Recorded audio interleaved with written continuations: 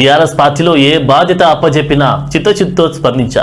పార్టీలో ప్రభుత్వంలో జరిగిన అవినీతిని స్పందించినందుకు నన్ను దారుణంగా అవమానించి బయటకు పంపించారు అంటూ ఎమ్మెల్సీ కల్వకుంట్ల కవిత శాసన మండలిలో కంటతడి పెట్టారు. మాజీ ముఖ్యమంత్రి బీఆర్ఎస్ అధినేత కేసీఆర్ చుట్టూ ఉన్న కొంతమంది నాయకులు తనను ఎన్నో సందర్భాల్లో అవమానించారని చెప్పారు. ఎమ్మెల్సీ పదవికి రాజీనామా ఇచ్చిన చైర్మన్ ఆమోదం తెలుపుకోవడంతో మండలి వేదికగా తన ఆవేదన వెళ్లగక్కేందుకు సభకు వచ్చానని ఆమె పేర్కొన్నారు.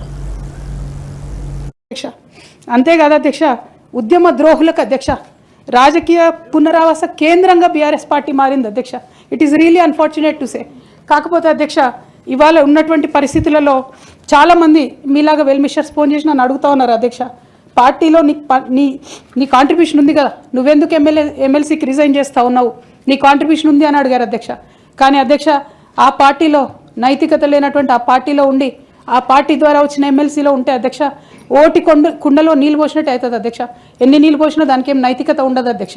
ఆ నైతికత కోల్పోయిన బీఆర్ఎస్ పార్టీలో నేను ఉండదలుచుకోలేదు అధ్యక్ష. I'm really not able to fulfil my role as an MLC or any public representative అధ్యక్ష. కాబట్టి నేను ఆ పార్టీలో కానీ ఆ పార్టీ ద్వారా వచ్చిన పదవిలో నేను ఉండదలుచుకోలేదు అధ్యక్ష. అందుకోసమే రెసిగ్నేషన్ మిమ్మల్ని యాక్సెప్ట్ చేయాలని కోరుతున్నా అధ్యక్ష. అధ్యక్ష, రెసిగ్నేషన్ చేసినంత మాత్రాన తెలంగాణ కోసం నేను పనిచేయనని కాదు అధ్యక్ష.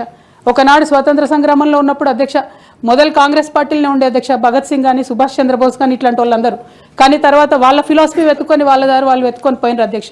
పార్టీలు వేరైనంత మాత్రాన, దారులు వేరైనంత మాత్రాన అధ్యక్ష లక్ష్యం ఒకటే కాదని కాదు అధ్యక్ష. నా లక్ష్యం ఎప్పటికైనా ఒకటే అధ్యక్ష, తెలంగాణ బాగుండాలి, తెలంగాణ ప్రజలు బాగుండాలి, వాళ్ళ కోసం పనిచేయాలి అధ్యక్ష. దానికోసం నేను ఖచ్చితంగా పనిచేస్తూనే ఉంటాను అధ్యక్ష. అధ్యక్ష, అదేవిధంగా అధ్యక్ష,